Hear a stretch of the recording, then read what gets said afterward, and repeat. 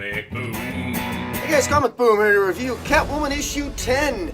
Guys, I skipped issue 9, and I probably shouldn't have, because issue 9 was actually written better.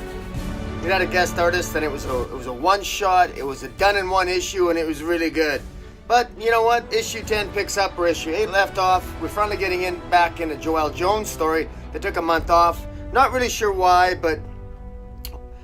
well, let's just say that this story it's got a lot of potential, but it's just not quite clicking. This here, basically, when we left off at the end of issue 8, and again we had that skip issue with issue 9. This follows issue 8, and Penguin, of course, had hired Selina to basically steal a piece of jewelry for him, and she did that. And she encountered rather an odd-looking, well, actually a very beautiful, exotic-looking woman, and managed to steal this reliquary. A reliquary?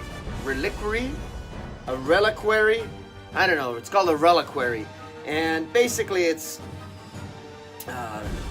she steals a reliquary which has this shiny object, green object in front of it. The Penguin wants it. I speculated last time that the Penguin probably wants it because he might be able to resurrect his Penguin or Penny or whatever. Now I'm not sure what the actual reliquary actually does, but further speculation is maybe Selina could use the reliquary if she could somehow use it to maybe cure her sister Maggie, because we see a lot more of Selina taking care of her sister Maggie here. Now, Maggie seems to be is already a little bit crazy.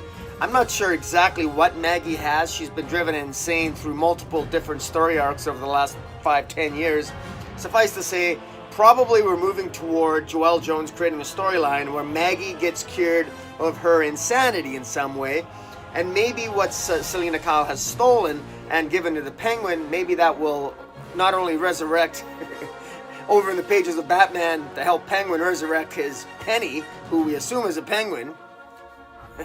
Odd. Anyways, that maybe somehow in this there's a cure that can be done for Maggie in terms of her insanity or whatever she's going through. At the same time, we got Raina Creel, who is that crazy former wife of the senator who basically quit being a politician, quit being the governor because he had cancer, only to be killed by his wife, Raina Creel, as she goes crazy. And now she's got her crazy son who she injected and overdosed with her narcissism drug. I'm not really sure where all this is going. This is Joelle Jones, I have to say, I'm so disappointed in how she structured this, because I can't believe this is the same woman that wrote Lady Killer. Lady Killer was just so much easier to follow, and it was fun and exciting. This is sporadic, and it's all over the place. This issue also has a time jump. It's not very well put together at all. It starts off like you're in the middle of the heist. We're in the middle of a heist at the beginning of the issue, and then it tells it in flashbacks where issue 8 left off. Terribly done. It was not a good idea to do it that way. We had a break in between issues, so it should have picked up right where issue 8 left off. It shouldn't have done this. It's confusing. It's convoluted. There's not enough explanation. There's new characters we seem to be introduced to, and we don't really know much about the existing ones. I'm not sure why Raina Creel is even still in this issue. I don't know why she's still around. Why isn't she in jail? She was captured. She was caught. How can she still be traveling around? Even if there's a corrupt police department, I mean, they can't be that stupid. Don't they have reporters, newspapers? I mean, she's clearly a villain. This is obvious. None of this is explained properly. Joelle Jones, you need to do a lot more background here. I mean, you got to give us more information than this, because it's just not making a lot of sense. So this is really getting disappointing. I gave this thing when the first arc. I actually enjoyed the first arc. Despite its flaws, despite the fact that I wasn't sure who some of the characters were near the end, Even artistically, things didn't quite line up. This here, the art here doesn't actually help us with following what's going on with the story. There's no need to have 5 or 6 pages on the same sequence of events that doesn't move the story. We need this story to move forward faster. We need dialogue that actually conveys something, that moves the story forward, that conveys information as opposed to just rhetoric and cute little quips here and there.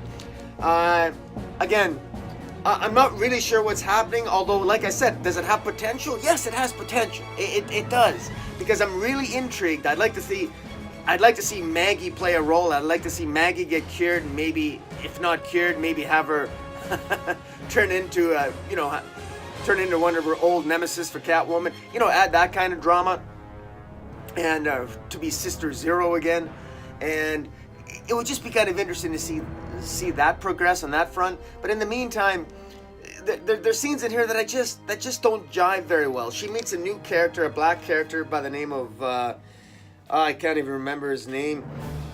He's a new character, but I don't know if she's flirting with him, if Joelle Jones is trying to convey that she's attracted to him, but she's supposed to be attracted to Batman, but she's flirting with this other guy who's brand new. I'm not really sure why he's even introduced in the first place, for what purpose. This just doesn't really fit very well, and I guess I'm a little disappointed. I wanted more explanation. I want to know what's going on. I want things spelled out a little bit more. You need more caption boxes. You need more explanation. The art's not conveying the story adequately enough.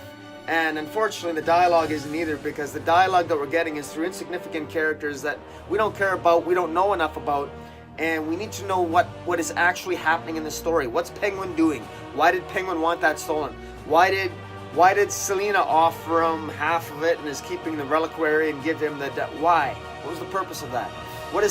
Selina doesn't even know what the reliquary is supposed to do in the first place, so why would she do that? She doesn't even know what she stole. So she doesn't even know what the hell she stole. What's the point? So how could she know what she stole, and how could she use it for Maggie? Like, all this I'm speculating. I'm trying to give Joelle Jones the benefit of the doubt here, and I'm basically making some stuff up to give her the benefit of the doubt, where there's no evidence that the story's actually progressed. I'm reading in between the lines what might happen, but it hasn't been told to me, and it hasn't been shown to me. I'm giving her the extra benefit of the doubt, and I shouldn't have to do that if she was writing this better. But in any event, I'm just gonna leave it like that. So I gotta say, this really needs to improve fast. I gotta give this, story-wise, this is really disjointed and all over the place. This is a 4 out of 10. Artistically, at this point, the art doesn't matter to me when the story is this convoluted. The art's great, sure. The art's fine. I don't care about the art anymore. I want the story to make sense, and it's just not cutting it. So guys, tell me what you think of Catwoman number 10. Follow me on Twitter at Metropolis40. Until next time, Comic Boom, out.